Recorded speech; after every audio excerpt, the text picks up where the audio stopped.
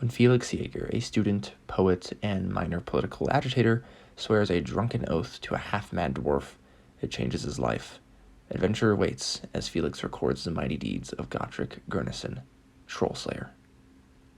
Hello and welcome to Liam's Lyceum. I'm your host Liam, aka Hembar, and today I'll be doing a spoiler-free review of William King's Trollslayer.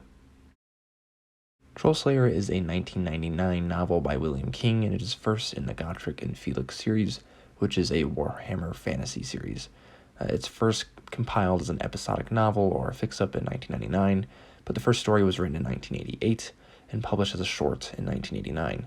Some of the other stories were also published beforehand, but not all of them. The main idea is that Gotrek Gurnisson, a dwarf with an eye patch and red mohawk, wishes to die gloriously in combat to redeem himself from his sins. He is accompanied on his suicide mission by the human scholar, or better described as a sort of skald, a warrior poet, Felix Jaeger, who wants to chronicle his death and so immortalize Gotrek. The dwarf keeps diving into overwhelming odds and coming out alive, as there are more than 10 books in the series by a few authors. He's obviously hard to kill. Story 1 of 7 is Geheimnisnacht.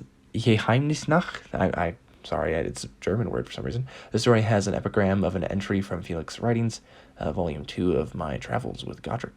He says he was scared of the law, but had not realized how unlawful his country was. He would find more out about the nature of evil on the most ill-omened night of the calendar. The night of mystery unnerves Felix, but Gotrek itches with lust for bloodshed. They happen upon a black carriage. After being kicked out of one they traveled in, they find an inn and seek refuge and learn of a missing boy taken that night. The story has a good ending. It's short, and it reminded me of like Walpurgis Night, if you know Faust. Story 2 is Wolf Riders. We get another entry from Felix's writing that sets up a story that otherwise starts in medias res.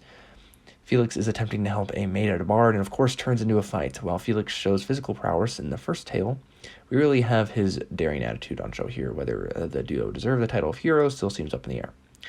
This story involves looking for gold and spending time in a caravan of people following their banished baron across the Great Mountains.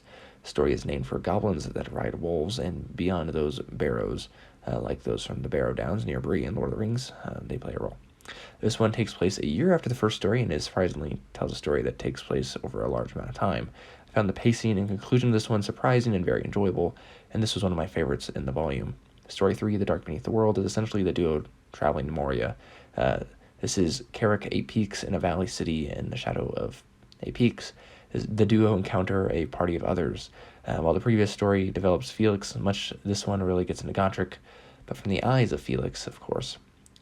Story 4, The Mark of Slaanesh, one not originally published elsewhere, starts with the entry saying the two took the journey to return to the Empire. The end of this prelude implies this one is more about Felix than Gotrek. The duo find themselves in a hamlet and encounter cultures of the Lord of Vice, Slaanesh.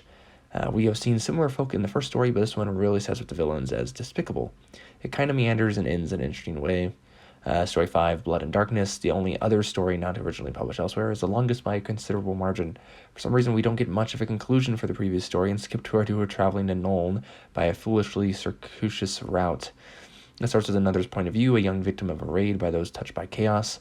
I like the change-up, but it doesn't work as well as Black Colossus. But this one has a chaos champion, which is really cool. Black Colossus being by Robert E. Howard, of course, not to confuse you. It's kind of about going to the dark side, giving into anger, and forgetting your suckling child, I guess. Story 6, The Mutant Master, is about a sorcerer who commands mutants. I like the traditional sword and sorcery antagonists that mixed up the constant dark powers they fight against. There's a twist in the sorcerer trope that brings levity and nuance.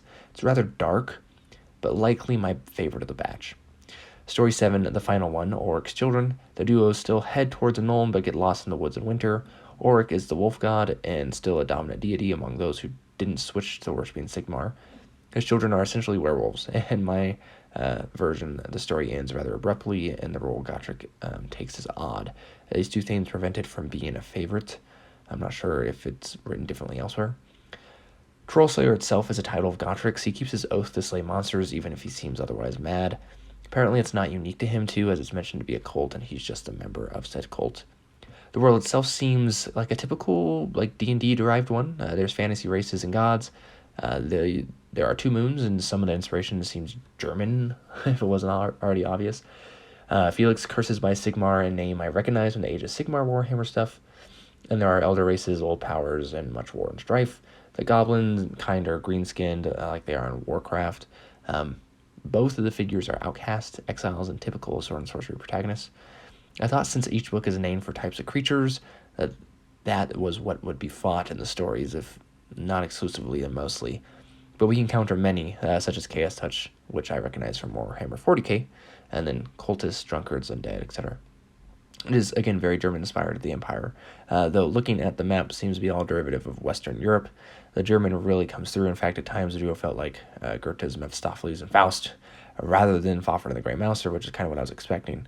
Even the forests feel like they're from a German fairy tale, but darker because of mutants. Well, darker in some ways, not as dark, actually, in other ways. Felix is very much the main character, but not the star of the show, as Gotrek is much deadlier than he. And these aren't static characters either. Both grow, they lose body parts, they face sorrow, they come to have this duo bromance I expected. It's really not there at first, though. So, and overall, I did enjoy this, but it wasn't a favorite. It's definitely not an immediate favorite. It was enjoyable time. It's a rather short read. But again, there's so many more in this series. I do plan on reading more. If you think the next one, if you have read these and you think the next one is considerably better than Trollslayer, let me know. Because, again, I wasn't blown away, but I didn't come away thinking this was bad and that I would, put it off indefinitely. I'm just not sure when I'll get to it. Anyways, it is the type of stuff I like reading if you're familiar with my channel. So, Liam was Lyceum. I'll catch you next time.